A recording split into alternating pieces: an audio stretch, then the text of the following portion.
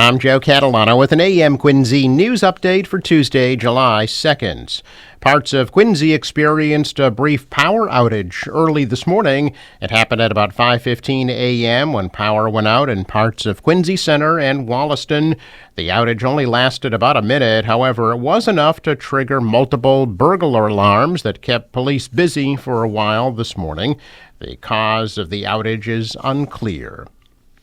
State Trooper Michael Proctor was relieved of duty yesterday and will be transferred out of the Norfolk County District Attorney's Office. Proctor will be transferred out of the Attorney General's Office Detective Unit on July 7th following the State Police Collective Bargaining Agreement, which requires a 5-day notice for new job assignments.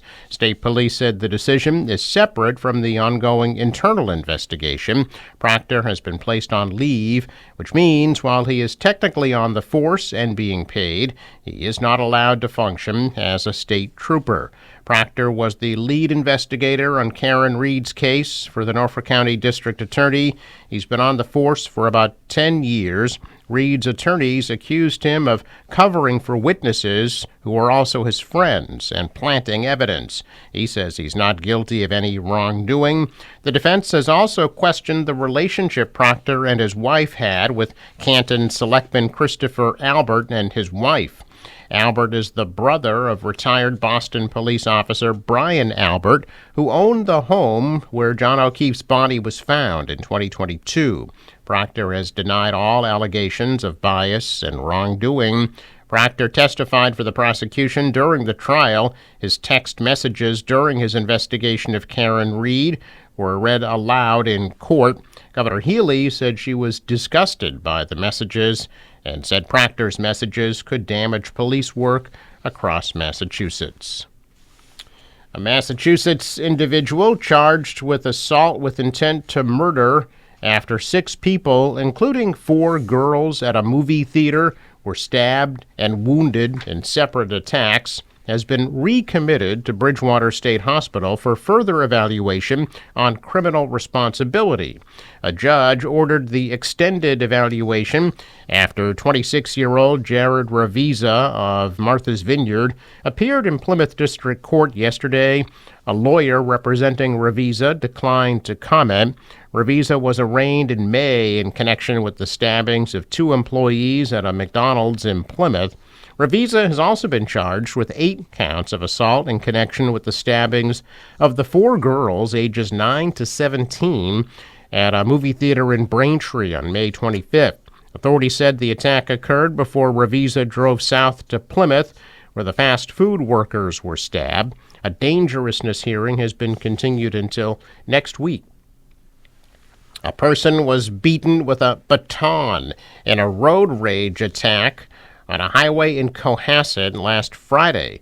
The alleged assailant, Gregory Knowles of Hingham, was arrested Friday night, and the expandable police-style baton was found in his vehicle. The incident was reported by the alleged victim, a 34-year-old man from South Boston, who said the driver of a Jeep stopped in front of his car and choked and hit him on the head and body with a baton. The man was injured but declined to go to the hospital. The driver got back into the Jeep and drove off, but the South Boston man wrote down the license plate number. Officers went to the home of the owner, Knowles, and identified the 51-year-old as the suspected attacker. He was arrested on charges including assault and battery with a dangerous weapon, strangulation, and witness intimidation. Police said they towed his Jeep to their headquarters and, after obtaining a search warrant, found the baton inside. Knowles was arraigned yesterday in Quincy District Court. The MBTA announcing fares will again be free this year on bus, subway, ferry, commuter rail, and ride transportation for the 4th of July after 9:30 p.m.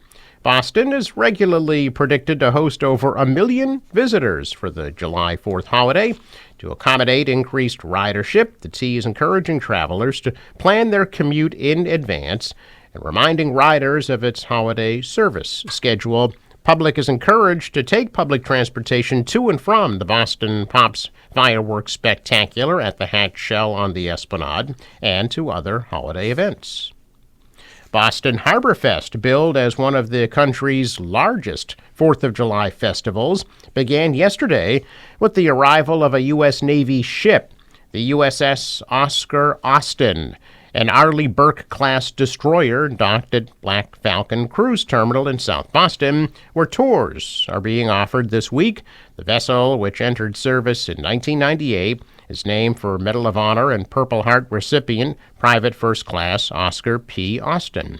Also yesterday, city officials and military leaders participated in an opening ceremony for Harborfest in downtown Crossing. The U.S. Army Band performed throughout the afternoon. And last night, Boston-based Democracy Brewing ran a downtown beer garden. Organizers say other highlights of Harborfest this year will include living historians and musical acts in downtown Crossing, fireworks over Boston Harbor, and a waterfront concert at Christopher Columbus Waterfront Park. Here in Quincy, the Adams National Historical Park will be holding a reading of the Declaration of Independence on the 4th of July from 10 a.m. and at noon at the Adams Birthplaces on Franklin Street in South Quincy.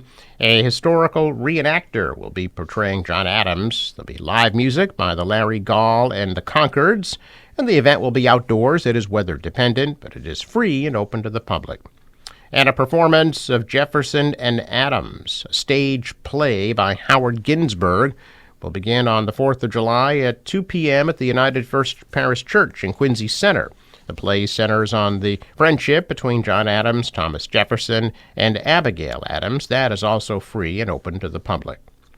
And Saturday, City of Quincy sponsoring a patriotic celebration from 4 to 8 p.m. on the Hancock Adams Common in Quincy Center with an evening of patriotic and great American songbook music. National award-winning recording artist Michelle Brooks Thompson will open the event with the national anthem. There will also be a dance performance, Broadway singers, martial arts demonstrations, and folk music. Food will be available for purchase, but there is no admission charge. Check of business news this morning. Stocks are higher. The Dow is up 50 points. The Nasdaq rose 146, and the S&P is grown by 14. Asian stocks are mixed. The euro is down, and oil is up to $83 a barrel.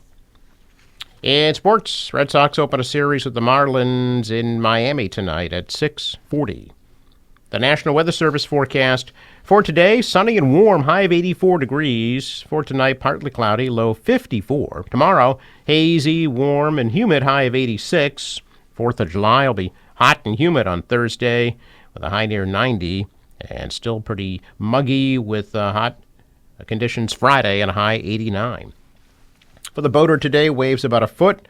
A northeast wind at 5 to 10 knots becomes easterly later today. High tide just before 9 a.m. Sunrise 5:11 sets at 8:23. I'm Joe Catalano with an AM Quincy News Update for Tuesday, July 2nd.